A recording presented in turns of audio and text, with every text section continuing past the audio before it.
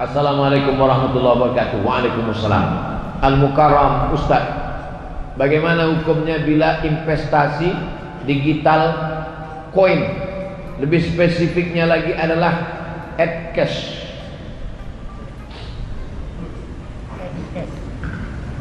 Dulu awal-awalnya jual belinya, bapak punya padi, saya punya ikan. Ikannya ditukar dengan padi. Kamu mau ikan ini tukar dengan padi? Mau. Karena nggak mungkin dia makan beras nggak pakai ikan. Saya pun nggak mungkin makan ikan nggak pakai nasi. Maka kita tukarlah. Ikan saya bagi 2, beras kamu bagi. Akhirnya setuju. Maka jual beli ini disebut dengan barter, bukan barcode. Ini yang paling tua, namanya barter. Kemudian maju lagi dari Yunani. Dari Yunani ada logam yang dicetak bulat-bulat, namanya dinar. Orang Yunani menyebutnya dinar.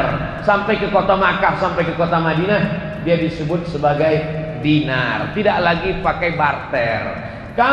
Saya punya dinar, saya bisa beli apapun dengan dinar ini. Bisa beli tanah, bisa beli onta, bisa beli gandum, pakai dinar. 1 dinar itu 4,25 gram emas.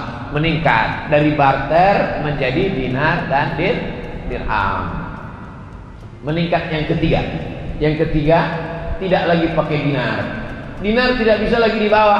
Karena kalau sampai saya bawa dinar sekarang, bisa dikejar maling.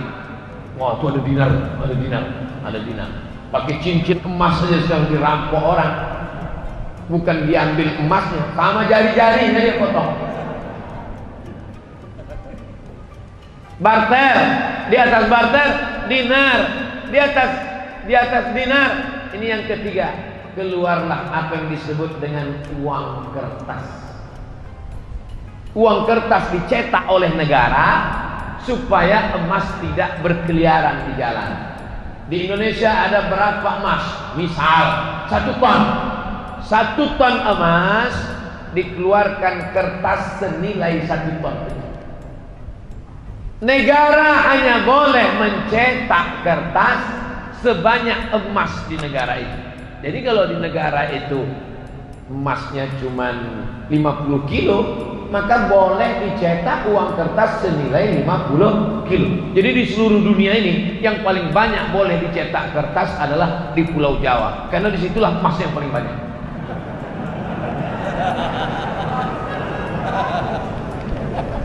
Lalu kemudian Amerika mencetak kertas lebih banyak dari emas yang ada di negara.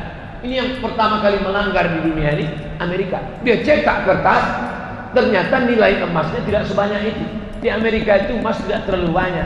Kenapa sekarang emas paling banyak di Amerika? Bukan dari tanah Amerika. Emas itu dibawa dari Papua, karena dia punya perusahaan di Papua. Dia sedot emas itu dia bawa. Lalu kemudian Amerika melanggar itu. Dia cetak kertas banyak-banyak, emasnya tidak sesuai dengan itu. Tapi karena dia punya kekuasaan, dia menguasai dunia, akhirnya boleh negara mencetak uang kertas walaupun tidak senilai dengan emas yang ada di sini. Sudah 3. Barter, dirham, dinar, kertas. Sekarang puncaknya yang keempat. Ini yang disebut dengan duit digital. Digital money. Produknya banyak, macam-macam. Sama dengan uang kertas. Namanya uang kertas, tapi ada rial, ada ringgit, ada rupiah. Nah, sekarang yang keempat ini digital money, money crypto. Jadi macam-macam dia. Duitnya nggak ada. Kalau kertas tadi masih ada kertasnya. Ini kertas. Yang ini digital money. Uangnya tuh di alam goib, nggak ada, tapi dia punya. Adanya cuma di handphone, cuma di laptop, disimpan di suatu tempat. Maka kesepakatan pertemuan ulama di Universitas Darussalam Gontor Ponorogo Ketemulah di situ pakar-pakar ekonomi Islam. Kesepakatannya dua. Yang pertama, sebagai alat tukar bisa. Sebagai alat tukar. Misalnya saya mau jual mobil saya. Datang jamaah dari Masjid Jami Al-Mukarramah. Ustaz Somad, ya, saya mau beli mobil Ustaz. Mana uangnya? Uangnya di alam gaib Ustaz. Saya pakai uang digital sebagai alat tukar. Kalau saya mau, boleh. Saya terima uang digital kamu, ini kirim ke sini, saya simpan di akun ini, boleh sebagai alat tukar. Tapi sebagai alat investasi sebaiknya tidak. Kenapa sebaiknya tidak? Karena nilainya tidak stabil. Uang kertas saja pun nilainya tidak stabil. Uang kertas mengalami resesi. Uang kertas mengalami apa yang disebut dengan nilainya tak sama, jatuh. Harga kambing zaman Nabi dengan zaman sekarang pakai uang dinar sama, karena emas itu stabil. Makanya orang sekarang berbondong-bondong menyimpan emas. Emas tetap naik. Emas dulu 1 gram 500.000, sekarang emas sudah 1 juta. Nanti berganti zaman, berganti. Sedangkan uang, makanya kalau ada orang pinjam uang, saya pinjam uang kamu 100.000 tahun 2020, dibayar tahun 2030 dengan 100.000, mau apa enggak? Saya enggak mau, karena dalam 10 tahun itu terjadi inflasi, nilai uang itu jatuh. Tapi kalau emas tidak jatuh, emas stabil. Nah, jadi ada satu usaha mau mengembalikan umat Islam ini kembali pakai emas, pakai mata uang emas. Kalau Eropa bisa pakai satu mata uang euro, umat Islam juga bisa pakai mata uang emas, dinar. Bisa atau tidak bisa? Bisa.